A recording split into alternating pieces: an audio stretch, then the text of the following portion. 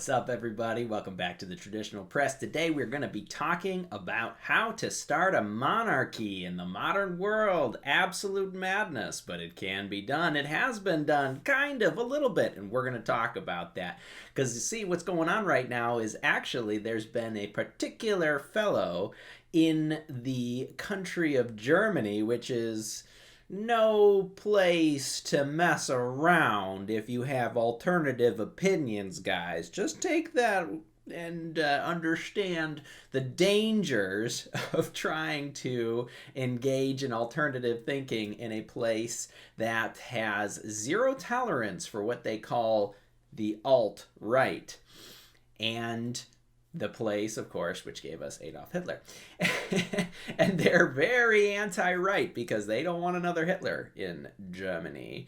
And as we know, Hitler is the demon of the right, so we don't want that. And in Germany, at the start of this whole COVID pandemic thing, as they call it, there was a particular fellow who decided he was done with the German government, and he decided that he was going to create a kingdom in Germany. And he began this process as the lockdowns were happening. People were like, are you serious? What is going on? And people started paying attention to the things that he had to say, and he started a non-violent miniature coup. It's hard to describe exactly what he's done, but basically he has started a movement, a monarchist movement, with himself as the monarch. He likes to be called King Peter the First of Deutschland, which I will never pronounce that correctly, but Germany, German's such a difficult language to pronounce for non-native speakers like myself, but it's Königreich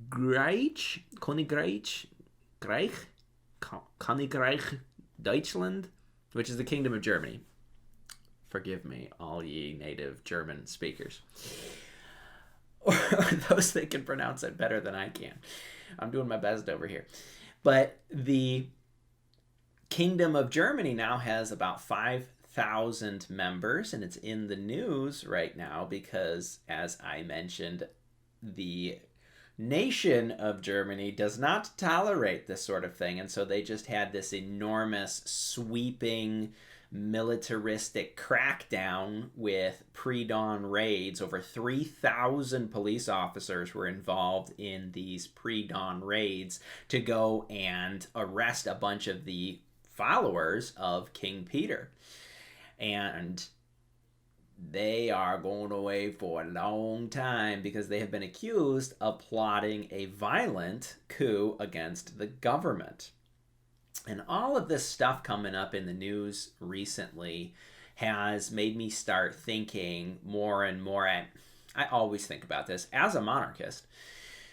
How would you actually go about starting a monarchy? And a lot of times I run into a wall of almost self-doubt and an inability to get past certain hurdles in my mind of, well, you know, if you're wanting to start a monarchy, you can't just say you're a king now and then do something. What are you going to do, you know? And not only that, but the hubris to decide that you're going to be the king. I mean, I guess somebody's got to, but whatever, you know. That to me is another hurdle in my mind. And the idea of like, okay, well, how would you do this practically? So to me, it's always been this glorious little thought puzzle in my mind. You know, it's the Alexandrian knot, or the Gordian knot, if you will. And how can you cut through that knot? How can you unravel this thorny issue? Because countries don't take it lightly when you decide that you're not going to be a part of their provincial rule any longer. And Peter here, he did some amazing things. He started printing his own money. He started working on providing healthcare services for his people, which apparently is illegal in Germany. He started doing some other things which are not as wise, such as telling his people not to pay taxes, because they will get you for that. Not a good plan. And let's be real here, even if he has 5,000 supporters, they're still relying on German services for so much right now. They're driving on German roads. They're using the German military to protect them. So they have to render unto Caesar what is Caesar's, in my mind. And there's no way that you can really get around that. Now, if they were not leaving their territory, then yeah, no, they wouldn't have to pay taxes. It wouldn't even make sense to pay taxes if they're not paying for somebody's services. I don't pay Lithuanian taxes because I don't use any of Lithuania's resources. And but they did a bunch of different things, and they said that King Peter says that there's about 5,000 people, but Germany actually says that there's about 21,000 people who are loosely associated with this particular person. But mostly these people are defined as conspiracy theory nut jobs, and a bunch of QAnon stuff slipped in there, and a bunch of all these other things that the German government is opposed to, and for good reason. The German government is fundamentally opposed to the idea of a King Peter I, and King Peter I is fundamentally opposed to Germany's government. He called them satanic, by the way, which is hilarious.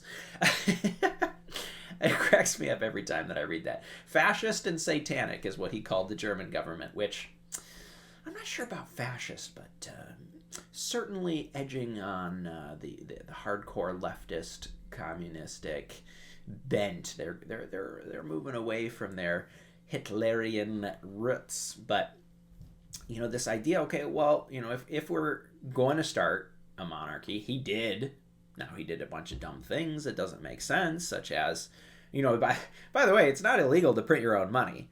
And like almost anywhere, you can print your own money. It doesn't mean anything, but you have to pay your taxes. And that's the big deal. That's where these groups get into trouble. It's always the money issue. And you'll get in trouble with the government. They will take you away, and they have a right to. They have a just cause if you're not paying your taxes, but you're using their resources.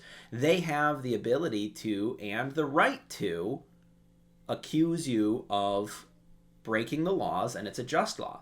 You have to pay your taxes. So if you were to, go with me down this crazy rabbit hole that we're doing a little video on today,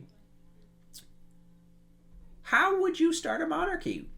To me, well, King Peter I did it, technically. It's fascinating to watch. There's no way in my mind that Peter will be able to withstand the pressure of the German government, and he may have a large amount of following. I am never going to be anti-monarchist in any form. Even the bad monarchs, even the ones that make stupid decisions, I'm just not going to criticize them. And the reason for that is because there isn't any benefit to doing that for me, because I'm so interested in trying to save something which is so near extinction. It's just not a good idea. So it's not somewhere that I want to go, and it's not helpful, it's not beneficial. But if you're going to establish a monarchy in, say, the United States, you have to do a few things. There's a few different methods, I should say. There's a few different methods that you can do this. The first method is the most obvious method. It's your savior king, warrior knight on the back of a beautiful white steed to come and save us all. Military style, coup, war, king. Since that one doesn't appear to be on the table, we'll move on to the second one. The second way that you can establish a monarchy anywhere, including the United States, most places are very anti-monarchical right now because they believe that democracy is a virtue and have no reasons with which they can back up that opinion, but they believe that democracy is a virtue, despite the fact that we engage in hierarchical relationships in every aspect of our lives, but not in politics. But the second option that you can do to establish a monarchy in this modern world is you can simply follow the Peter the First plan, which is to say, well, we're going to just do it. We're just going to start it. We're not going to cause trouble. We're going to be nonviolent, despite what the German government is saying. Do not believe the German government because they are liars and they have a vested interest, logically, in shutting down something like this because it's the actual enemy to democracy is the natural form of government, which is monarchy. So they have a vested interest in shutting this down. They would never want this to work. They have a serious problem with this. So it's never going to work, but that's the second way that you can do this. You can fly under the radar. You can just say, well, we're starting our own monarchy. We are going to, work towards having a miniature little kingdom. We can do like the Principality of Andorra or of Monaco or one of these places, the Principalities of Liechtenstein. And we can say, well, we're not going to violently oppose anything that's happening in the large scale. We're simply going to perform an experiment to show the world the reality that will kick in when we start having a monarchy, which is that there's going to be a better standard of living for everyone. We're going to be safer, and we're going to be more moral, which means less corruption. There's going to be less poverty, and it's going to work because monarchies work, and the math proves this. The statistics prove that monarchies work. So the second option is significantly more possible, more available, more likely to happen. There's a third option as well, and this option is completely impossible. It will not happen. Just forget it, and that's basically being elected. You can try to get elected as a monarchist, and you will lose because elections are typically rigged, and because I hope I don't get in trouble for saying that on YouTube. If the bots catch me on this one, I'm going to be in trouble. I already had one video banned because of mentioning those two words together, so hopefully one omission will be enough to get me through. I may have to bleep that word out later.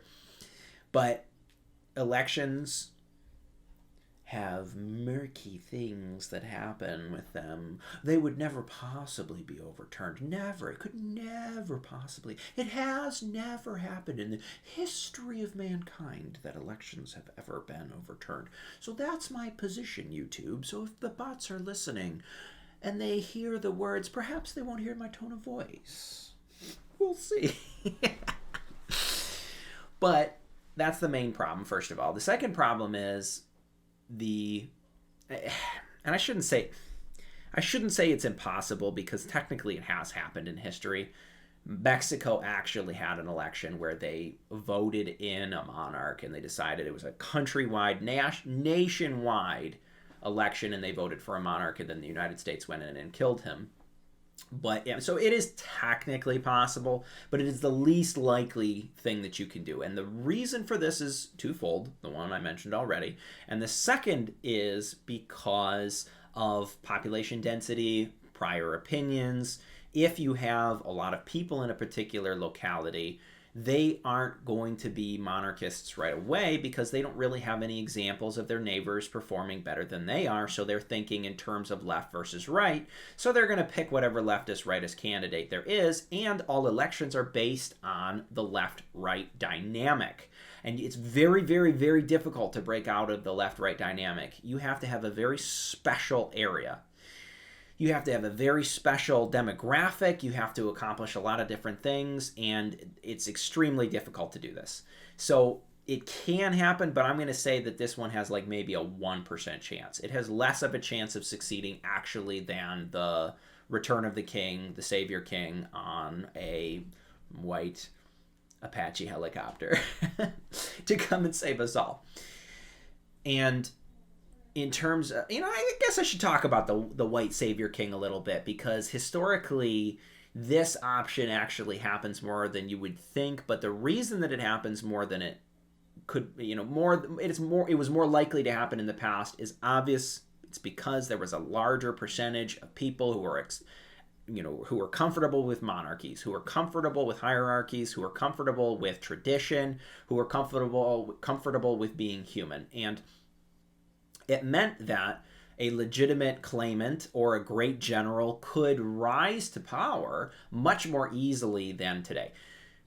The only way that it works today is if you get a general on your side, or the general himself decides, okay, it's time to do this. We're done here. And the general gathers unto himself the armed forces over which he is in charge, and he sweeps through an area. There'll be a giant battle between the monarchist forces and the democratic forces, and one side will win. And the only way that you can really do that is by influencing the generals. And because all of the generals in the military today that I know of are extraordinarily democratic in their mindset, that's just really not going to happen in the United States. It might happen in a different country where you might have a Napoleon. Napoleon is a great example of this happening because Napoleon was not actually French. He was born in the island of Corsica, and he and his island had participated in a long and protracted series of wars against Geneva. And they had battled each other till eventually Geneva's like, forget it. You guys can just live on your island of Corsica. We can't defeat you guys. And the island of Corsica is very much built around, very much like a Scotland, which is very rugged. The people were super tough there. A lot of farmers and herdsmen. Very difficult. Very Afghanistan. They're diving into these caves whenever an army would come out. They'd come out in the middle of the night and blow everything up. So they just couldn't win. And eventually they're like, France, do you want this horrible little island of ours? We can't do anything with it. Do you want it? We'll sell it to you for like $5 on a baguette. Just take it off our hands. We don't even care. And France is like, we're huge and enormous right now, and we've got our whole Republican thing going on, so we want more territory. Gobble up as much as we can. I'll take it. Come on. Bring it. And France sent one of the biggest armies in the world and battled against Corsica for a long time, and eventually Corsica lost.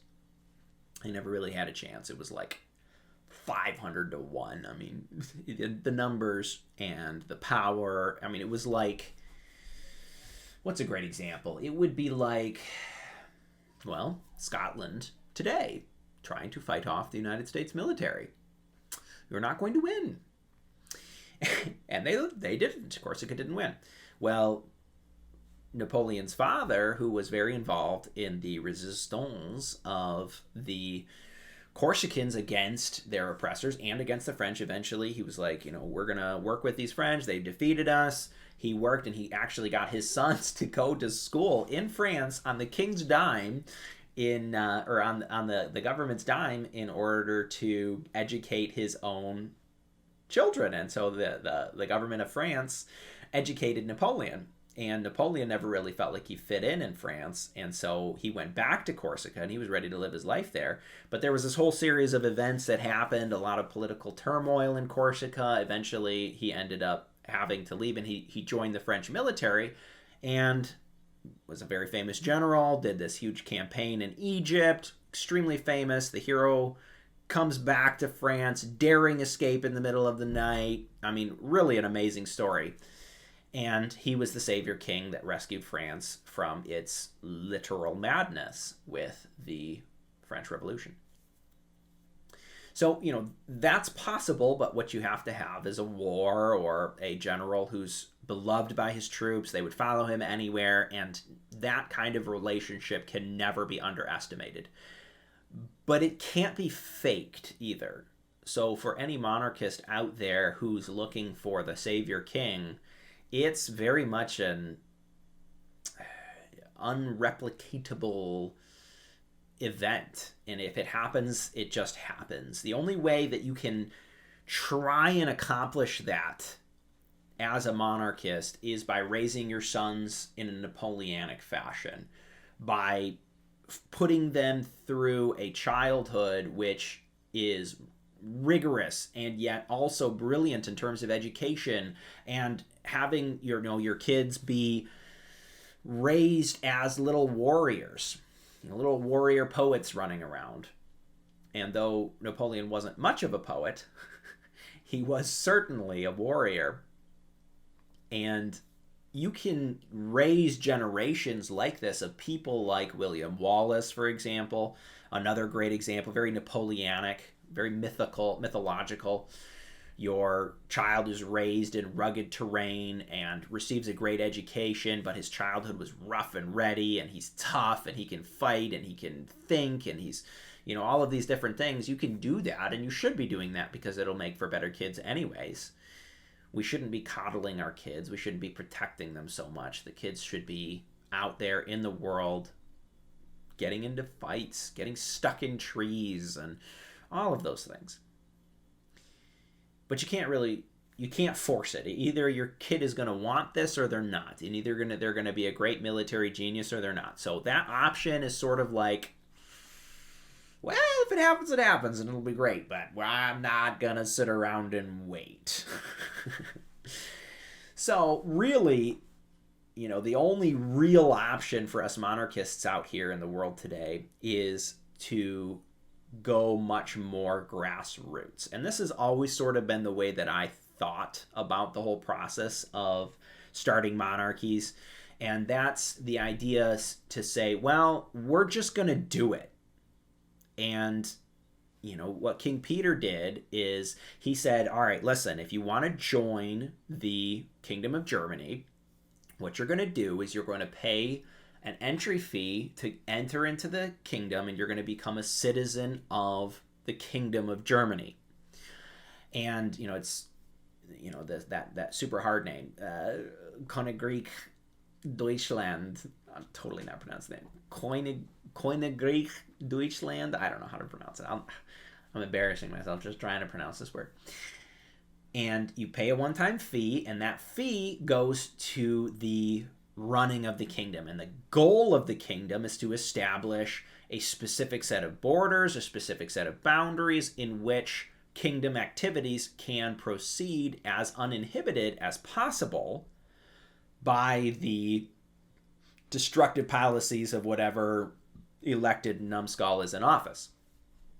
And the goal is to essentially build a little mini Monaco in your Metro Detroit area or your, more rural area, whatever it takes. But you're going to have industry. The people are going to have to go to work in the country that you're in, and it's going to start small, and that money, you have to not embezzle it. Peter was accused of embezzling his citizens' monies, and he spent a long period of time in jail until he was eventually acquitted of these charges. So it's this very dangerous thing. You have to think about PR. You have to think about setting up your laws appropriately. You have to print money. You have to have a microeconomy of citizens buying from citizens with the economy, with the money of the economy. And you should, if you at all possibly can, you should build a wall around your locality. The reason for the wall is because we live in a world that's very pseudo, it's very intellectual, it's very online, it's very fake. A wall is real, and a wall specifically delineates kingdom property, specifically delineates the boundaries of your principality. I do also think that you shouldn't call it a kingdom until you get to beyond a certain range. You should call it the county of thus and such. The county of Clinton County. And you should have a count of the county of Clinton.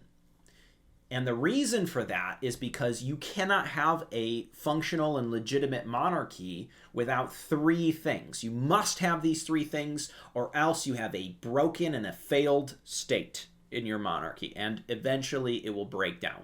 You must have submission to a higher power, and that means that your lords, your leadership, your hereditary government must submit to a power that is greater both in themselves and the law. This is very important because the law is lower than, and in terms of hierarchical scale, than the leadership. We don't think about this in a democratically elected world because the law has to be higher than those it is governing, or else those that are governing it will simply do whatever they want in order to enrich themselves, which is why we have a constitutionally based government.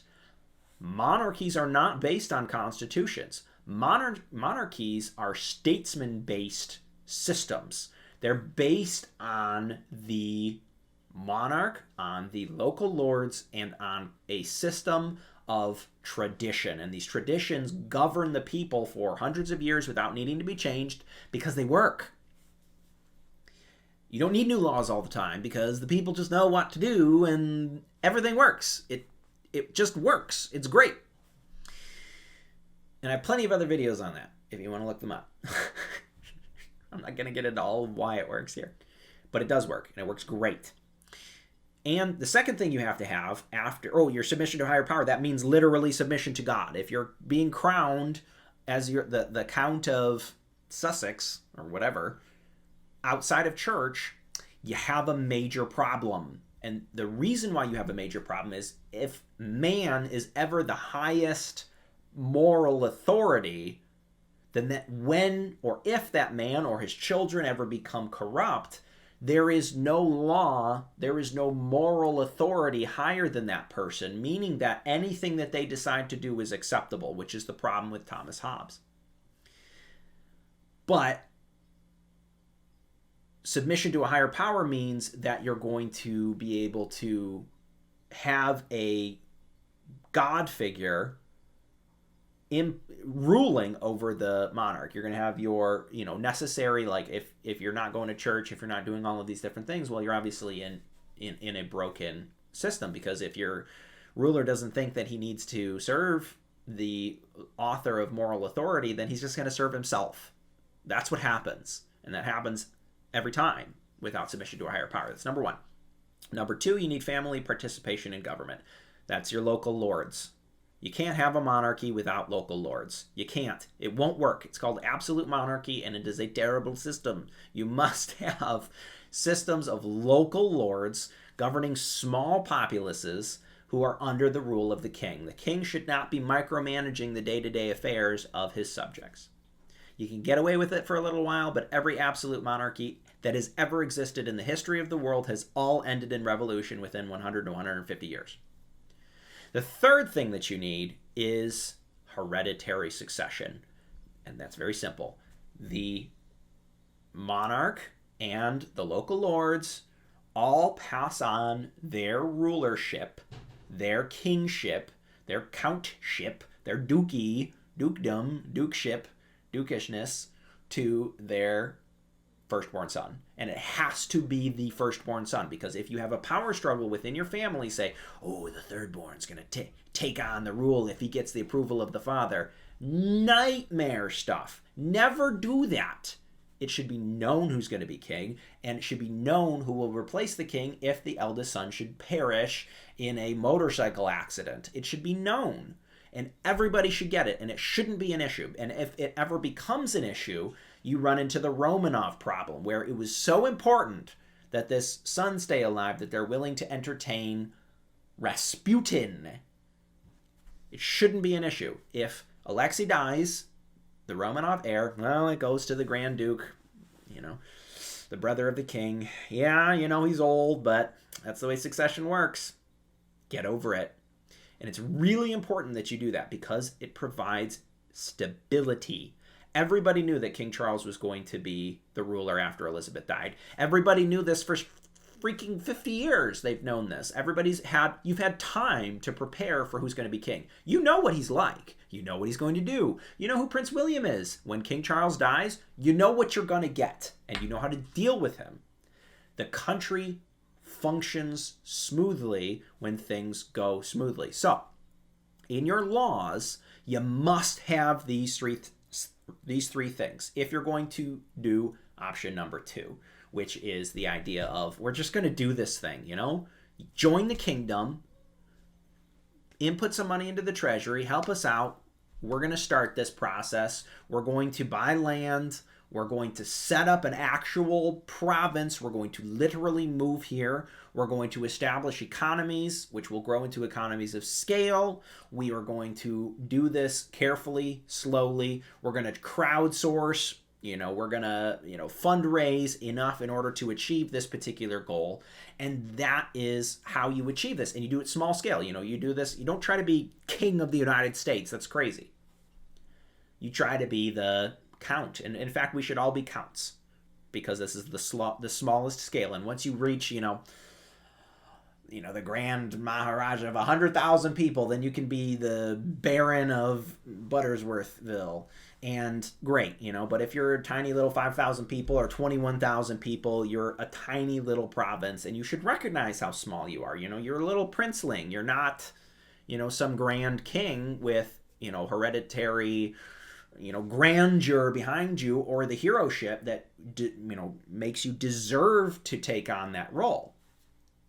So, these are the simplest ways to accomplish this. This is the most logical way to accomplish monarchy in the world as we know it today. And it's extremely important that you pay your taxes until you achieve such status that you no longer use any of the services of the country in which you were originally born. Meaning that if your people exit your miniature nation at that point, they need a passport now in order to do this. And as soon as you've accomplished that, then you've done it. You can stop paying your taxes. But until then, you have to pay your taxes. You just do. You have to pay your taxes. I think that you should minimize to as much as humanly possible. I don't know all of the legalities of all of this kind of stuff very much. So, lawyers and all that kind of stuff. We need some good monarchist lawyers to jump on the channel here and tell us what to do. But minimize the amount of taxes that you have to pay. Do trades if you can. Trading for kingdom currency should be, much less taxable than other things. And, you should do all of your things to minimize it as much as possible. But you should be doing those things anyways. Who wants to pay these horrible, bloated, as King Peter would call them, satanic, fascist governments a dime more than we have to? I don't want to give them money. What are they going to do with it? Gender studies and inclusive research and shut down everything of beauty and value in the world? No, of course not. That's madness. So this is what we got to do. Pay your dang taxes. Start off as a county. Build the wall around your town. It is important. It is more important than you could possibly imagine.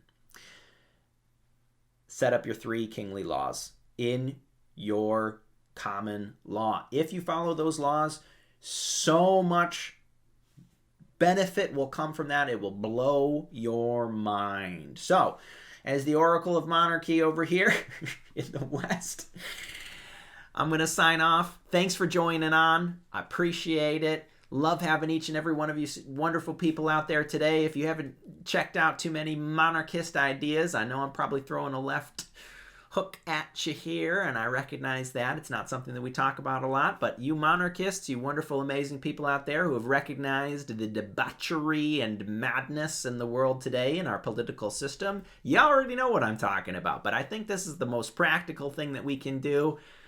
Appreciate you. Thanks for tuning in, and I'll catch you all next time. This has been the Traditional Press Podcast. Thank you for listening, and tune in next time for more traditional ideas and exploration of the why behind the what.